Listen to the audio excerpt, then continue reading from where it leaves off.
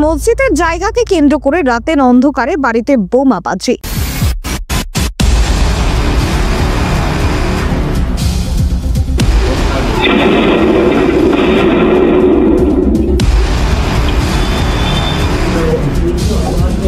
আমার ঘরে bomb charge করেছে, ঘর ভাঙচুর করেছে, বহুত কিছু করেছে।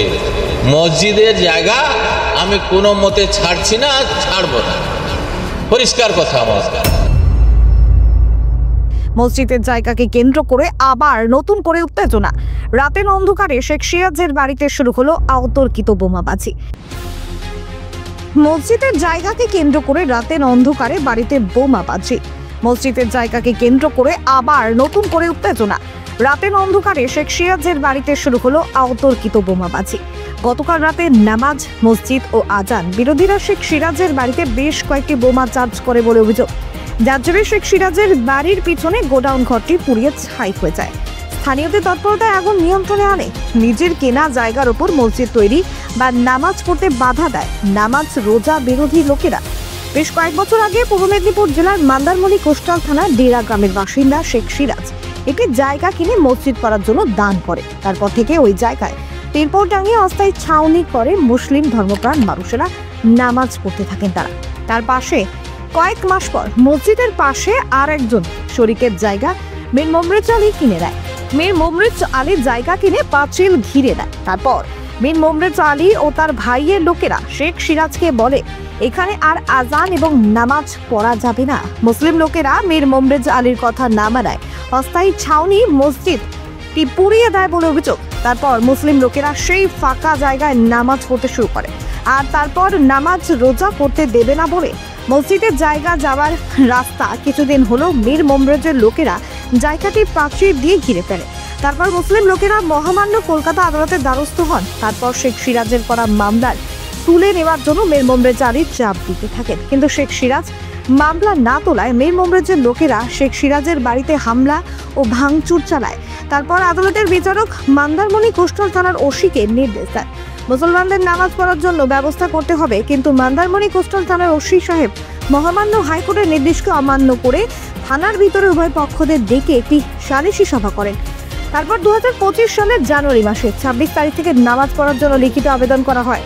ওসি সাহেবের নির্দেশ দেন গত 26 জানুয়ারি থেকে পুনরায় আবার নামাজ পড়া শুরু হবে, কিন্তু 25 জানুয়ারি জায়গাটি পরিষ্কার করতে গেলে মীর মোমরেজের লোকেরা বাধা দিতে থাকে। তারপর আবার মুসলিম লোকেরা থানায় দ্বারস্থ হয়। ওসি সাহেব দুই পক্ষকে ডেকে আবার মীমাংসায় বসান। মীমাংসায় উভয় পক্ষ সম্মতি দেন নামাজ পড়ার জন্য। মিটিং শেষ হয়ে থানা থেকে বেরোনোর সময় থানা গ্রাউন্ডের মধ্যে মীর মোমরেজের লোকেরা কাথি মুসলিম সরাহ কমিটির সভাপতি মোহাম্মদ আব্দুর রহমানের ওপর হামলা চালায়। গুরুতর আহত অবস্থায় তিনি কাথি মহকুমা হাসপাতালে ভর্তি হন। তারপর গতকাল রাতে শেখ সিরাজের বাড়িতে নামাজ ও মসজিদ বিরোধী লোকেরা অতর্কিতভাবে বোমা চার্জ করে বলে অভিযোগ, যার জেরে শেখ সিরাজের গোডাউন ঘরটি পুড়ে ছাই হয়ে যায়। ঘটনার খবর শুনে ছুটে আসে কোস্টাল থানার পুলিশ। এলাকায় যথেষ্ট থমথমে রয়েছে। এই ঘটনা নিয়ে এলাকাবাসী কি বলছেন শুনুন। যারা মনে করছে এই রকম ভয় দেখিয়ে সেক্রেটারির ঘরে আতঙ্ক তৈরি করে মসজিদের জায়গা নিয়ে নেবেন, তারা মূর্খের স্বর্গে বাস করছে। তারা শুনে রাখুন, মসজিদের জায়গা মসজিদের জায়গায় থাকবে। আগামী দিনে ওখানে মসজিদ বা মাদ্রাসা বা ঈদগাহ তৈরি হবে। আর এই রকম ভয় ভীতি দেখিয়ে সেক্রেটারিকে দমানো যাবে না, এটা জেনে রাখুন। শেখ সাব্বির আহমেদ। গতকাল আমাদের সেক্রেটারি শেখ সিরাজবাবুর বাড়িতে বোমা মেরেছে এবং বাড়িতে আগুন লাগিয়ে দিয়েছে রাত 10:30-11টা নাগাদ। আমরা এই ঘটনার জন্য নিন্দা জানাচ্ছি। বারে বারে কিন্তু আমাদের সেক্রেটারি ঘর আক্রান্ত করে ওনারা কি দেখাতে চাইছেন যে এই ধমক দিয়ে কি আমরা আমাদের যে কাজটাকে বন্ধ করে দেওয়ার চেষ্টা করছেন। আমরা কিন্তু পিছপা হটব না, আমরা কিন্তু তার জোরালো প্রতিবাদ জানাচ্ছি এবং ওর যাতে যথাযোগ্য ব্যবস্থা, আইনানুগ ব্যবস্থা নেওয়া যায় তার আবেদন করছি আমরা প্রশাসনের কাছ থেকে। আপনার নাম? শেখ এনামুদ্দিন। তবে এই বিষয়ে এখনো পর্যন্ত নিজের জায়গাতে অটুট রয়েছেন শেখ সিরাজ বাবু। কি বলছেন তিনি শুনুন। সিরাজবাবু, কি ঘটনা ঘটেছে? ঠিক কি ঘটনা ঘটেছে একটু বলুন। হ্যাঁ, কি ঘটনা ঘটেছে? ঘটনা কিছু না, সে আমাকে বম মারু, বন্দুক মারু, জীবন থেকে মেরে দেবো, আমি কোনো ভয় করি না, যা হবে। ঘটনাটা একটু বলেন।